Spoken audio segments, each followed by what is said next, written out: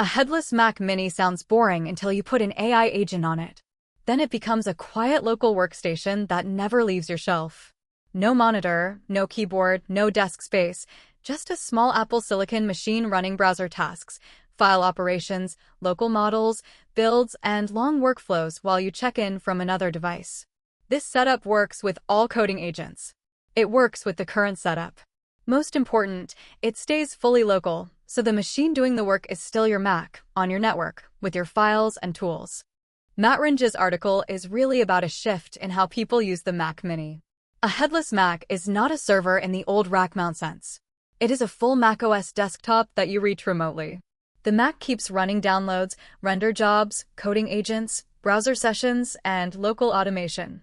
You connect from a laptop, iPad, or phone only when you need to steer it. That is the whole appeal. The expensive screen and keyboard are no longer attached to the machine that does the background work.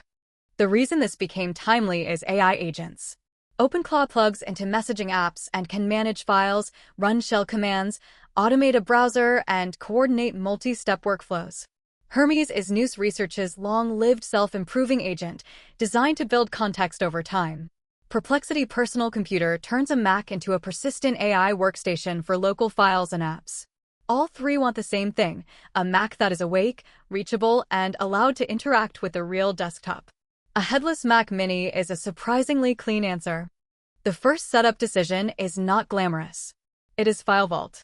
Full disk encryption is good security, but it creates a headless problem after reboot. The network is not available at the pre-boot password screen, so remote access cannot help you unlock the machine.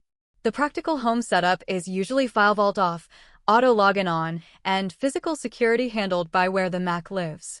If you need disk encryption because the machine is in a shared office, keep file vault on and accept that reboots may require physical access. Then prevent sleep, enable wake for network access, and enable startup after power failure. The old headless Mac advice was to buy an HDMI dummy plug. On Apple Silicon, that is mostly outdated. M1 and newer Mac Minis usually keep running fine without a display attached. The caveat is quality. The default virtual display can look low resolution or fuzzy when you connect from a Retina device. That is why display handling matters. The source article points to AstroPad Workbench's unified display as one solution. The remote screen matches the device you are holding, instead of forcing you into a bad fake monitor. Workbench is the turnkey route in the article. The official clips show why. You get a remote Mac view on iPad, high-fidelity streaming, a mini-map for navigating large desktops, and voice-to-text controls when you are away from a keyboard. The selling point is not just speed. It is fewer moving parts. No router rules, no port forwarding, no separate VPN setup, and native apps for Mac, iPad, and iPhone. For an always-on agent box, that means you can open the desktop when a browser, dialog, or render needs human judgment. The do-it-yourself route is still valid. Built-in screen sharing is fine on your local network, especially from another Mac. SSH is the right tool for logs, commands, tmucks, and scripts. Tailscale is the clean way to make those tools work outside your house because it creates a private mesh network without exposing your Mac to the public internet. The path to avoid is direct port forwarding for VNC or SSH.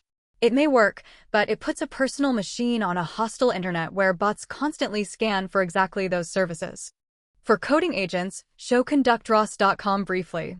Conductor OSS keeps tasks, sessions, diffs, and agent runs organized while execution stays on the paired local machine. Repo link, github.com/sharonik06/ConductorOSS. The practical build recipe is not complicated. Put the Mac Mini somewhere safe with power and Ethernet if you can.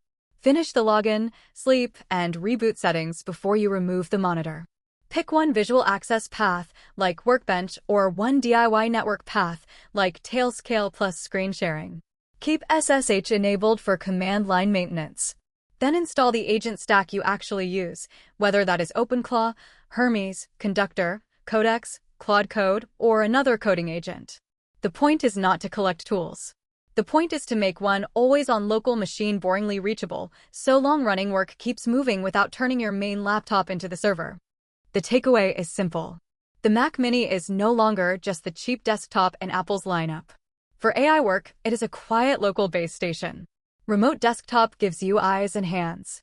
SSH gives you command line control. Tailscale gives you safe reachability. Agent tools give it a job. And the whole setup works with all coding agents, works with the current setup, and stays fully local. If you build it right, the Mac disappears from your desk, but not from your workflow.